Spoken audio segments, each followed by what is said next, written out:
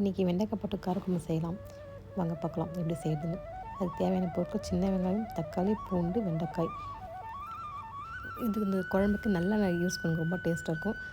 வடகம் கொஞ்சம் போட்டுக்க, வெந்தயம் கொஞ்சம் போட்டுங்க. ஏன்னா காரக்குழம்பு வைக்கும்போது வெந்தயம் போட்டால் கொஞ்சம் குளிர்ச்சியாக ரொம்ப டேஸ்ட்டாக இருக்கும், நல்லாவும் வாசனையாகவும் இருக்கும். சின்ன வெங்காயம் போட்டு கொஞ்சம் எக்ஸ்ட்ரா போட்டிங்கன்னா சின்ன வெங்காயம் ரொம்ப நல்லாயிருக்குங்க. என்கிட்ட சின்ன வெங்காயம் கொஞ்சம் தான் இருந்தது, அதனால் கொஞ்சம் தான் போட்டிருக்கேன். நீங்கள் கொஞ்சம் நிறையவே போடுங்க வெங்காயம். கொஞ்சம் லைட்டாக இனிப்பும் இருக்கும், டேஸ்ட்டும் கொடுக்கும். எப்போவுமே காரக்குழம்பு வைக்கும்போது சின்ன வெங்காயம் யூஸ் பண்ணுங்கள். அடுத்தது பூண்டு போடுங்க, தக்காளி, வெண்டைக்காய் எல்லாத்தையும் போட்டு வதக்கிடுங்க. வெண்டைக்காய் கொஞ்சம் நல்லா வதங்கணும், அப்போ தான் நல்லாயிருக்கும், டேஸ்ட்டாக இருக்கும். வெண்டைக்காய் நல்லா வதங்கட்டும். ஆனால் எப்போவுமே சட்டியில் வைங்கல, அந்த சட்டியில் வைக்கும்போது தனி ஒரு டேஸ்ட்டு கொடுக்குங்க. அது சமைக்கும்போது வாசனை நல்லாயிருக்கும். நம்ம ஸ்டவ் ஆஃப் பண்ணதுக்கப்புறம் கூட குழம்பு நல்லா கொதி வைக்குங்க. நீங்கள் நோட் பண்ணிக்கிறதுல. ஆனால் சட்டி யூஸ் பண்ணுங்க, ரொம்ப நல்லாயிருக்குங்க சட்டியில் வைக்கும்போது.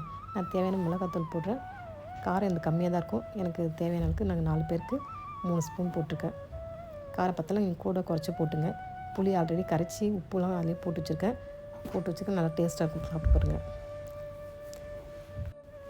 குழம்பு கொதித்தோடனே ஆஃப் பண்ணிவிடுங்க. அவ்வளோதாங்க, குழம்பு ரெடி ஆகிடுச்சு. சாப்பிட்டு பாருங்கள், ரொம்ப டேஸ்ட்டாக இருக்கும்.